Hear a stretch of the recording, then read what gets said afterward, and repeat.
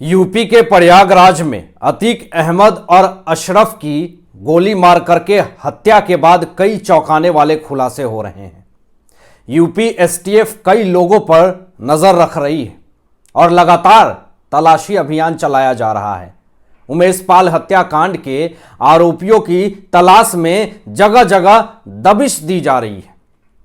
UP police और STF ने इसके लिए पूरी ताकत झोंक दी है। उमेश के हत्यारों की तलाश में एसटीएफ ने 5000 से ज्यादा मोबाइल नंबरों को सर्विलांस पर लिया था। इसके अलावा कई दूसरे तरीकों से भी जानकारी जुटाई जा रही थी। इस दौरान एसटीएफ को कई महत्वपूर्ण सबूत भी हाथ लगे थे।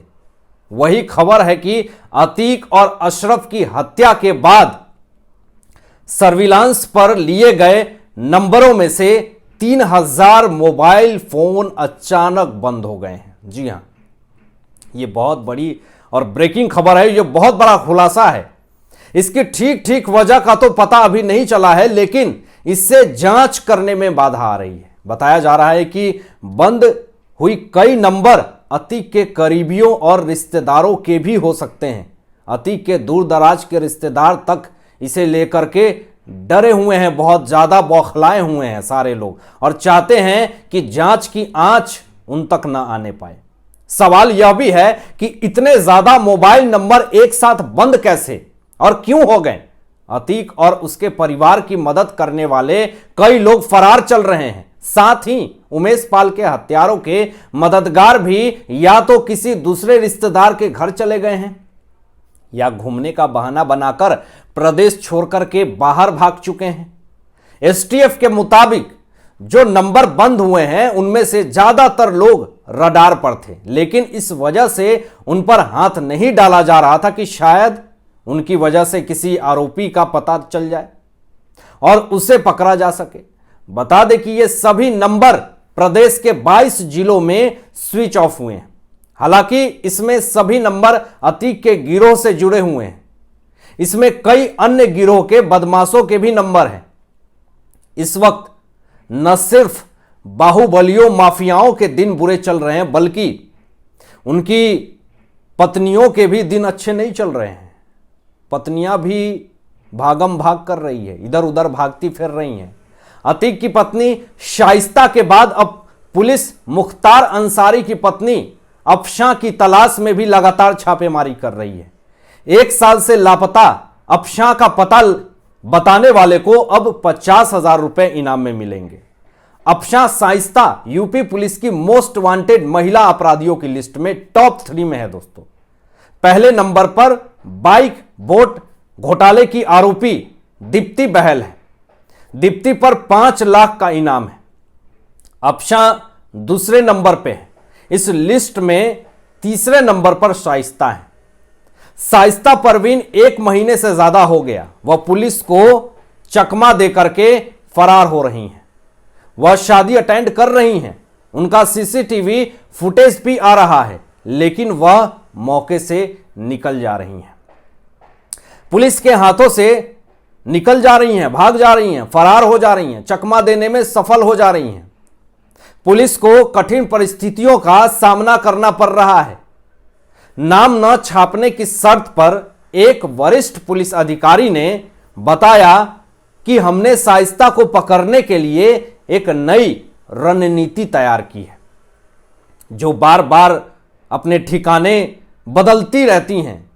वह मोबाइल के इस्तेमाल से परहेज कर रही हैं और पुलिस से बचने के लिए महिलाओं के समूह में मिल जा रही हैं। इससे पुलिस को काफी ज्यादा समस्याओं का सामना करना पड़ रहा है। शाइस्ता परवीन को पकड़ने के लिए 50,000 रुपए का इनाम भी उन पर डाला गया है। उसके बाद ड्रोन के तहत शाइस्ता परवीन को गिरफ्तार करने की तैयारी भी चल रही है। आखिर सवाल यह उठता है कि शाइस्ता परवीन कब तक पुलिस के शिकंजे से बचते रहेंगी। अब तो सवाल यह भी खड़े होने लगे हैं कि अतीक अहमद के इतने सारे दुश्मन हैं, कहीं उन्हीं दुश्मन में से शाइस्ता परवीन की भी हत्या ना हो जाए। अतीक अहमद के गुर्गे अतीक अहमद के जो दुश्मन हैं वहीं कहीं शाइस्ता परवीन की हत्या न कर दे। शाइस्ता परवीन का इस तरीके से भागना उनके लिए ही एक खतरा है। कब उनके ऊपर अटैक हो जाए ये उनको भी पता नहीं है। पुलिस ने यह भी बताया है कि शाइस्ता परवीन को पकड़ने के लिए भारी मात्रा में ड्रोन का इस्तेमाल किया जा रहा है। ड्रोन से उनके ऊपर नजर रखी जा रही है। तो शाइस्ता परवीन ज्यादा दिन तक बच नहीं सकती हैं, कानून को ज्यादा दिन तक गुमराह नहीं कर सकती हैं। और जिस तरीके से वह डरी हुई हैं, वह नहीं चाहती हैं पुलिस को सरेंडर करना, क्योंकि जिस तरीके से अतीक अहमद के साथ यह वारदात हुआ, वह नहीं चाहती हैं कि वो वारदात मेरे साथ दोहराया जाए।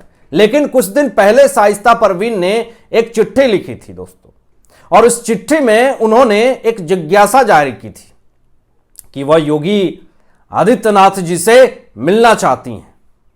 योगी आदित्यनाथ जी बहुत अच्छे इंसान हैं।